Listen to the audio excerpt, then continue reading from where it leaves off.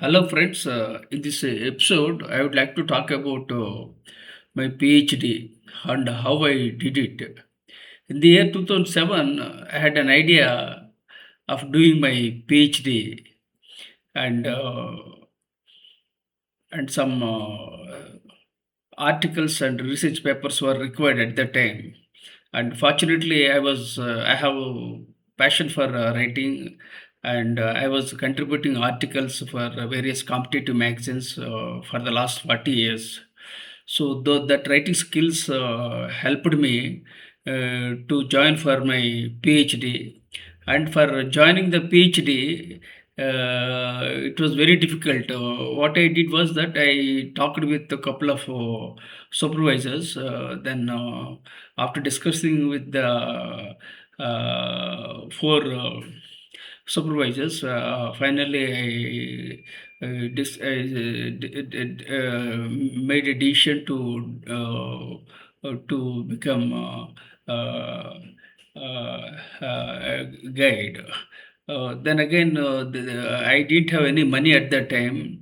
So at that time, in the year 2007 December, I paid an amount of 10,000. 10,000 was the salary I was getting from a college where I was working as an assistant professor in an engineering college. So that money I took risk because I didn't have even the 10,000 also, because 10,000 was the salary of a month at that time. That money I invested, and 2007 December I joined. 2008 then again rules were changed and the fee was hiked. If I had delayed by a few days, then probably I couldn't have joined for my PhD, and I was not in a position to pay the uh, fee. So this was the challenge, and so the takeaway from this point is that whenever you get opportunities, you have to avail them. Don't delay the things. That's what I did. The smartest decision I have made in my life was to take admission for PhD in the year 2007.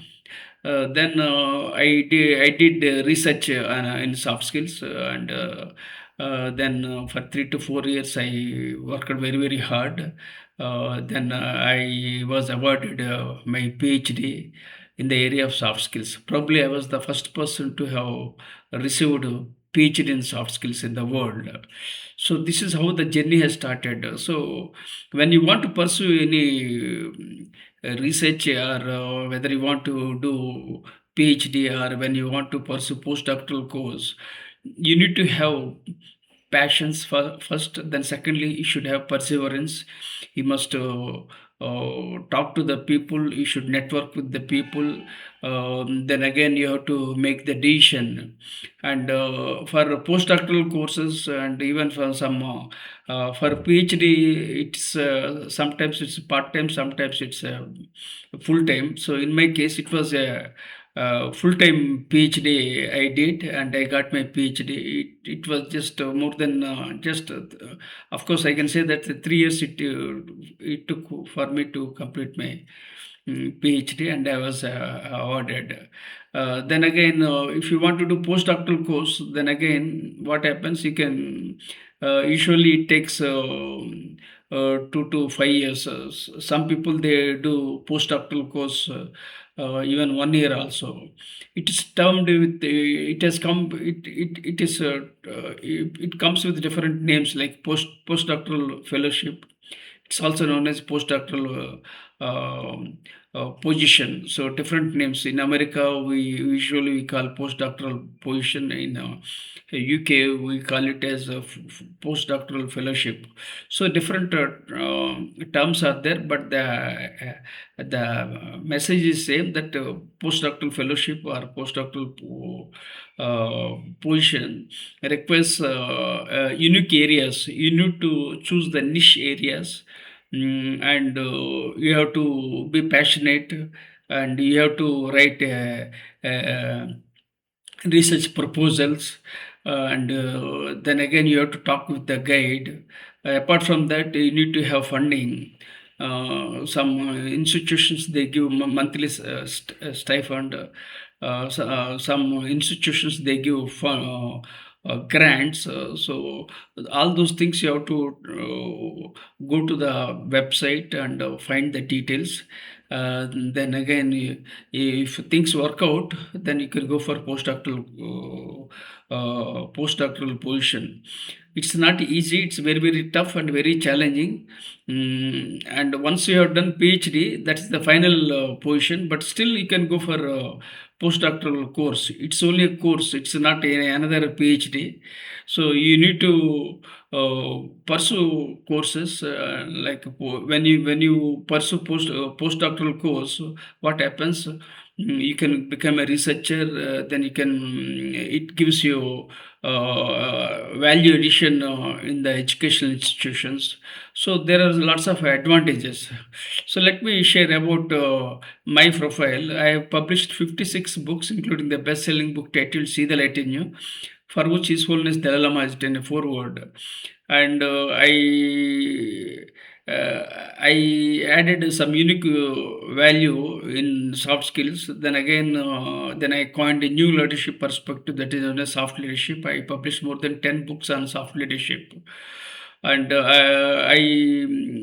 I published 300 research papers, and I served on various editorial boards like Emerald and JVPL of USA. So lots of things I did it. But unfortunately, I had a brain stroke there of 2021, so I slowed down everything. But I still am very much passionate about research, and I'm an author, researcher, and storyteller. These are all my core areas. If any opportunities are there, then I will do this consultancy also. It all depends upon the situation. So, unfortunately, I had a stroke, and it was a dampener. The good news is that I survived. So now, when you want to pursue any postdoctoral course, you must be passionate about. You may not get great money from postdoctoral positions, but if you are passionate and if you want to add value, if you want to discover something new or something add something unique value you want to add, then you can go for a postdoctoral position. You have to talk with the supervisor, and you periodically discuss with the supervisor. With the concurrence of the supervisor, then you can pursue postdoctoral fellowship. Then once you, lot of feedback is required. Research is an ongoing process. You need to take feedback, and you have to contribute to contribute to various journals and magazines. So that gives more value. Then again, you should be in connection with the supervisor, and you both have to work together so that the project will sail through. So when you do so, you will become a postdoctoral candidate. And once you submit your book proposal, and once you do research, then there will be a seminar which will be conducted. Then there will be a Q&A session. So after meeting all the requirements, then you will be awarded postdoctoral position. So this is briefly about postdoctoral positions. You will find a couple of videos on PhD and postdoctoral positions. And I request you to consider subscribing and sharing with your networks with gratitude.